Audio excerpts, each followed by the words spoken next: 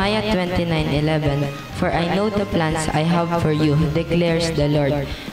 Plans to prosper you and not to harm you, plans to give you hope and a future. Jeremiah 29 verse 11. Matthew 6:34. Therefore, do not worry about tomorrow, for tomorrow will worry about itself. Each day has enough trouble of its own.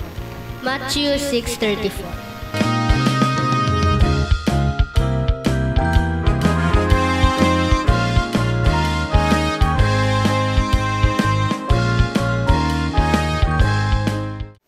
Magandang gabi po sa bawat isa. Narito po ang listahan na ating babanggitin para sa ating panalangin.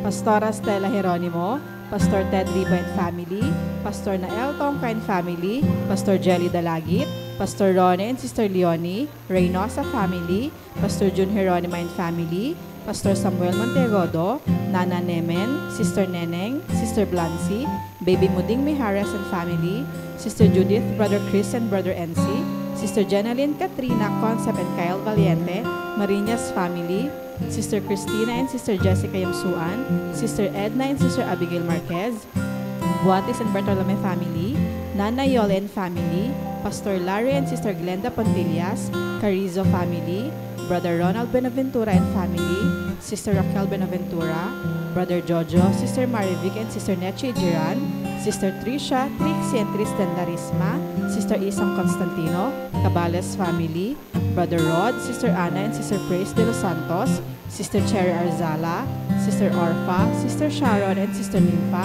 Sister Christine and Brother Michael de la Cruz, Sister Yoli Pantig, Sister Meli Montaño, Brother Jeffrey Carizo, Sister Feli Dizon, Sister Calorin Bocohan and Sister Nancy, Maulawen Family, Brother Marvin Lau, Sister May Santos, Sister Pina Montiagodo, Sister Edel Castro, Brother Reynaldo Rodriguez, Sister Joy Acosta and Sister Elodora Medina, Nanay Lina Lopez, Brother Luz Pantigan Family, Sister Fen MJ Danganan, Brother Dixon Paras, Brother Richard and Brother Scott Michael Wayan, Brother Gerald Handa and Family, Sister Sarah Licardo, Brother Brian Bernardo, Sister Cam Saito, Zabala Family, Sister Nihal Abdul Rauf and Brother Alexander Mamao, Sister Cecilia de Sahagun, Brother Delio Larin, Sister Liway Apo and Family, Brother Francisco Fabiliar, Brother Sam Benisano, Sister Bibi Orsabi and Sister Belen, Brother Jerry Lazara and Family,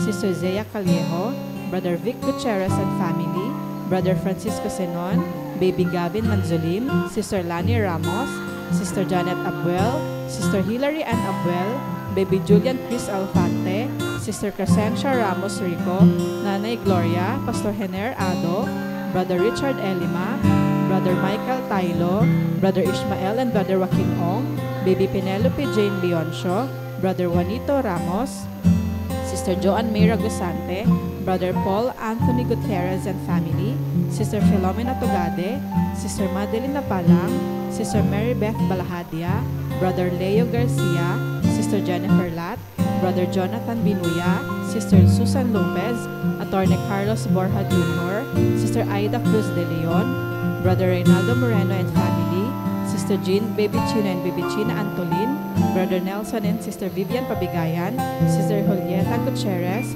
Sister Aida Quiazon, Brother Brian de la Cruz, Sister Mercy de la Cruz, Brother Edgar Ventura, Sister Mariel Sebastian, Mr. and Mrs. Jed and Danny Vedayo, Sister Lizen Bangayan, Sister Melodine Paliago, Brother Renz Louis Abangan, Sister Vanessa Abingosa, Brother William Valencia Jr., Brother Ramon Rodriguez, Brother Fritz Mark Nevado, Sister Sandra and Brother Luisito Perez Sr., Sister Eunice Cantero, and Brother Jonard Pangan.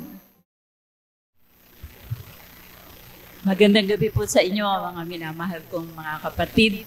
Sa inyo, mga kapatid ko sa Iglesia ng Piel. At gayon din po sa inyo, sa mga kapatid sa Iglesia ng Pasong Tamo. At sa inyo na laging nakikibahagi sa gawain ito. At magpapatuloy po tayo sa ating panalangin. At bago po tayo dumako sa ating panalangin, ay magbibigay po ako ng pangako ng Diyos. Ito ay mababasa natin sa Filipos chapter 4 sa verse 19. Ganito po ang sinasabi, "At pupunan ng aking Diyos ang bawat kailangan ninyo ayon sa kanyang mga kayamanan, kaluwalhatian kay Kristo Jesus." Kaya ang paksa po natin ngayong gabi ay pupunan ang bawat pangailangan. Sa panahon po natin ngayon ay tayo po ay dumadaan sa iba't ibang kahirapan. At dahil nga sa pahirap ang buhay, ay ito po ang sinasabing pupunan. Ang gagawin po ng Diyos sa atin ay unang-una, ang pupunan niya sa atin ng ating pananampalataya. Yung ating pagtitiwala sa Panginoon ay napakahalaga. Na ito ay ating panghawakan. Ano man ang ating kailangan, ito'y pangako niya. Pupunan ang bawat ating kailangan. At unang-una na nga ang kailangan natin ay punan ng Diyos ang ating pananampalataya. Sa panahon ito, sa iba't ibang kahirapan, sa iba't ibang panahon, sa pagsubok sa buhay, tayo po ay nangangailangan talaga ng salitang pupunan ng ating Diyos. Kaya nga po, dahil ito ay mga pangako ng Panginoon, ito ay buhat sa kayamanan ng kanyang kaluwalhatian. Itong kanyang pangakong ito ay tapat magpakailanman. Pupunan ng Diyos ang bawat ating kailangan. Kaya nga mga kapatid, tayo po ay magtiwala, pupunan ng Diyos. Ano man ang ating kailangan, lalo na po sa kalagayan natin ngayon. Tayo po ay nakakaranas ng panghihina. Ito pong salitang pupunan ng Diyos ang ating kailangan. Yung kailangan nating kalakasan, ang Diyos pa rin ang magpupuno. Yung kailangan natin sa ikabubuhay, pupunan ng Diyos ang ating kailangan. At sa atin pong mga kalagayan sa panahong ito, ay huwag po natin kalilimutan na tayo ay mga anak ng Diyos. At bilang mga anak ng Diyos, itong mga pangakong niya, buhat sa kayamanan ng kanyang kaluwalhatian. Nang ibig sabihin, talagang ang Panginoon natin ay mayaman sa lahat ng bagay. At itong kayamanang ito, ay kanino po ito ibabahagi ng Panginoon? Siyempre po, sa ating mga anak ng Diyos. Kaya mga kapatid, sa panahong ito ay nakikita ng Panginoon. Kailangan niyang punan ang ating kailangan. Nakikita ng Panginoon, kailangan niyang punan ang ating mga pangangailangan. Hindi lamang sa mga bagay na material, kundi higit sa lahat, pupunan ng Diyos ang ating kailangan, ang biyayang espiritual. Upang habang tayo nabubuhay, ay patuloy natin panghawakan ang mga pangako ng Panginoon. Pagtiwalaan natin ang pangako ng Panginoon. Alam ng Panginoon, bilang tao, marami pa tayong mga pangailangan. At sa lahat ng pangailangan ito ay ang Diyos mismo ang magpupuno ayon sa kayamanan ng kanyang kaluwalhatian. Kaya nga po, sa kahirapan natin, sa ating kalagayan ngayon, yung kayamanan ng kaluwalhatian ng Panginoon, ito hindi lamang sa material, ito hindi lamang sa pinansyal, kundi sa bawat pangailangan natin, lalo na ang pangailangan nating espiritual, na buhat sa kayamanang hindi nauubos, ay inihanda rin ng Panginoon. Kailangan natin ang kalakasang espiritual. Kailangan natin ang kagalakang espiritual. Kailangan natin ang biyayang pangwalang hanggan. Kaya purihin po natin ang Panginoon. Hindi niya sinabing hindi tayo dadaan, kundi ito'y dadaanan natin. Sa panahon ng mga pagsubok, lahat po tayo ay dadaan. Pero ito pong pangakong buhat sa kayamanang hindi nauubos, pupunan ng ating Diyos ang bawat pangailangan. Mga kapatid, ano man ang kailangan natin sa panahong ito, magtiwala tayo ayon sa kayamanan ng kanyang kaluwalhatian. Ano man ang pangailangan nating magkakapatid, pupunan ng Diyos pupunan niya kung tayo'y nanghihina, pupunan niya tayo ng lakas. Kung tayo'y nagigipit, pupunan niya tayo ng kasaganaan. Sapagkat ang kayamanan ng Diyos ay hindi nauubos. Kaya nga po, tayo po ay laging umasa. Ang kanyang pangako ay tapat magpakailanman. Ang inaasahan naman ng Panginoon ay pagtitiwalaan natin siya. Umaasa ang Panginoon sa atin, pangahawakan natin ang kanyang mga salita ng Diyos na makapangyarihan, may pangako. Ito ay para sa ating mga anak ng Diyos. Kaya tayo po ay umasa. Ayon sa kayamanan ng kanyang kalwalhatian ay pupunan ng Diyos ang bawat kailangan ninyo. Ang bawat kailangan ko, pupunan ng ating Diyos. Kaya purihin natin ang Panginoon sapagkat ang kanyang pangakong ito dapat magpakailanman. Ang kanyang pangakong ito, maaasahan natin, pupunan ng Diyos ang bawat pangailangan natin. At tayo po ay magpatuloy sa ating pananalangin. Panginoon, maraming hapon salamat sa inyo. Kayo ang Diyos na pinagmumulan ng lahat ng aming kailangan. Kaya nga po sa panahon ito, alam niyong nangangailangan kami ng kalakasan. Alam niyong nangangailangan kami ng kaaliwan.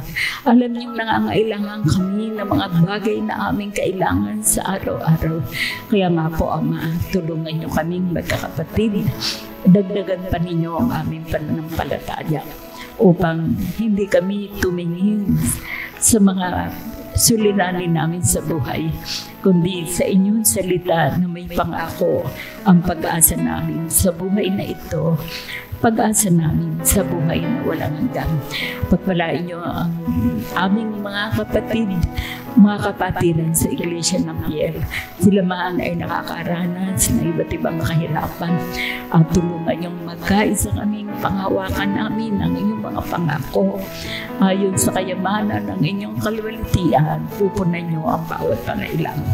Kaya nga ang mga anak, ang may pangangailangan sa kahirapan ay abutin niyo po ang mga kapatiran, ang may pangailangan sa karamdaman nila, Ama, ay biyayaan niyo, Panginoon. Punan niyo ng lakas, punan niyo ng pananampalataya, sapagkat kayo rin ang may sabing magdadala kayo ng kagalingan at kagamutan. At maging kaming magkakapatid sa Iglesia ng Pasuntam, punan niyo ang pananampalataya ng bawat isa sa amin upang sa gayon, Panginoon, mabuhay kaming may pagtitiwala, mabuhay kami hindi sa pakiramdam, kundi kami nakatingin sa inyong mga pangako. Bawat pangailangan namin ay kayo ang magpupuno.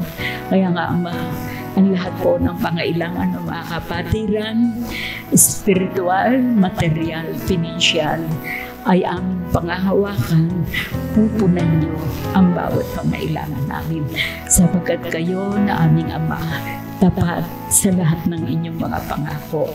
At nagtitiwala po ako, Ama, kayo na aming Diyos na ayon sa kayamanan ng inyong kalwalhatian, ito'y inilaan niyo para sa amin, para punan ang lahat ng aming mga pangailangan.